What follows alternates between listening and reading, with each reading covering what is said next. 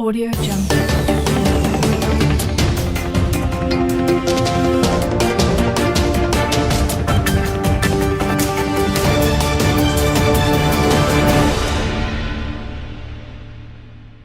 Of the rules-based, non-discriminatory, open, fair, inclusive, equitable and transparent multilateral trading system.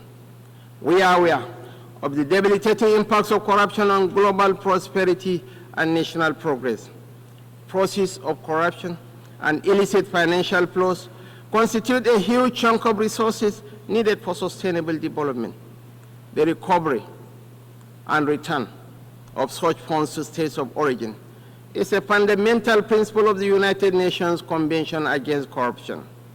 Therefore, the international community must promote practical measures to strengthen international cooperation to recover and return stolen assets and to eradicate safe havens that facilitate illicit flows of funds from developing countries to the developed economies.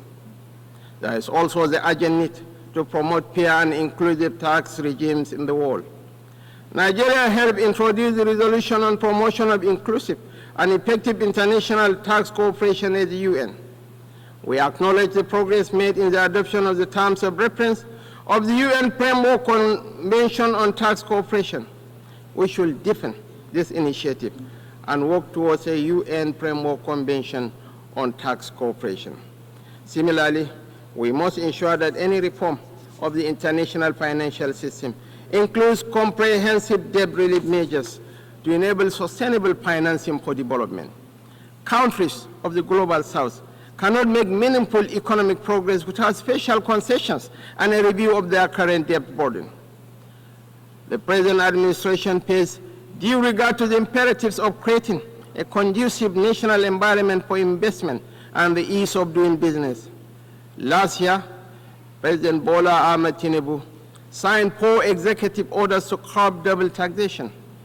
The government also established the Presidential Task Force on review of fiscal policy and tax reform. These measures are geared towards not only boosting investor confidence in Nigeria, but also to ensure investors make reasonable profit from their investments. Mr. President, Your Excellencies, distinguished ladies and gentlemen, while the world is transitioning into the 4th industrial revolution, Africa remains energy deficient. The push for the accelerated implementation of SDG 7, affordable and clean energy, therefore, must take into account Africa's precarious situation. Nigeria believes that natural gas remains central to the search for solutions to the energy challenges that Africa and the international community face. Access to affordable, reliable, cleaner sources of energy is more than an environmental or developmental issue. It is a key factor in social peace and international security. Mr. President, Nigeria remains unwavering in its commitment to SDG 13, climate action, including the net zero ambition and transition from fossil fuel energy to clean energy. As a demonstration of this commitment, the government established the Presidential Committee on Climate Action and Green Economy Solutions and appointed a special presidential envoy on climate action. We will redouble our efforts to address the challenges posed by climate change, including the urgent need to transition from fossil fuel energy. Yet, such commitments must be juxtaposed with the principle of common but differentiated responsibilities and the relevant provisions of the Paris Climate Agreement back in 2015. The Paris Agreement provided for developed countries to take the lead in the quest to achieve net zero and to offer support, including finance, to developing countries for the actualization of the climate change goal. Worthy of note is the loss and damage funding for vulnerable countries secured at COP27 in Egypt and expanded in COP28 in the United Arab Emirates. It is our expectation that this year's 79th session of the UN General Assembly and the upcoming COP29 in Azerbaijan this November will go a step further by providing developing countries, especially African countries, with access to the loss and damage funds, including the $100 billion pledged by developed countries to mitigate the negative impacts of climate change. Mr. President, in this age of digital innovation, we must address the emerging divide between the global south and the global north, which, with the evolution of artificial intelligence, risks becoming wider still. The UN should work towards eliminating barriers to digital economy in Africa, such as high cost of internet services and intellectual property rights. More so, there is a need to work towards common global standards to regulate cryptocurrency trading platforms. This is the most effective way to provide confidence in these markets and limit the potential for instability.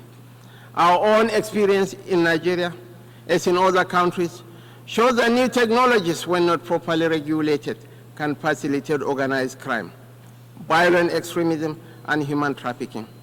In our own case, the trading of cryptocurrency helped fuel speculation and undermine macroeconomic reforms. Separately, we have also witnessed in rich and poor countries alike the corrosive impact of unfiltered hate speech and fake news across social media. There is much more that we could and should do together to strengthen those guardrails that will help release the most progressive elements of the new technologies shaping our world and curb those more destructive tendencies. Mr. President, we are particularly mindful of the imperatives of achieving the advancement of youth and women as a factor in national development, peace, and security. Nigeria has developed its own national action plan on women and security, as well as a national action plan on youth, peace, and security to ensure the participation of both women and youth in the peace and security sector. The summit of the future cannot be deemed successful without setting clear, ambitious, and achievable developmental goals to address the various challenges facing our youth. In line with this aspiration, the Nigerian government will continue to invest in Nigerian youth through initiatives like the revitalization of the National Youth Investment Fund for 2024, focus on youth employment.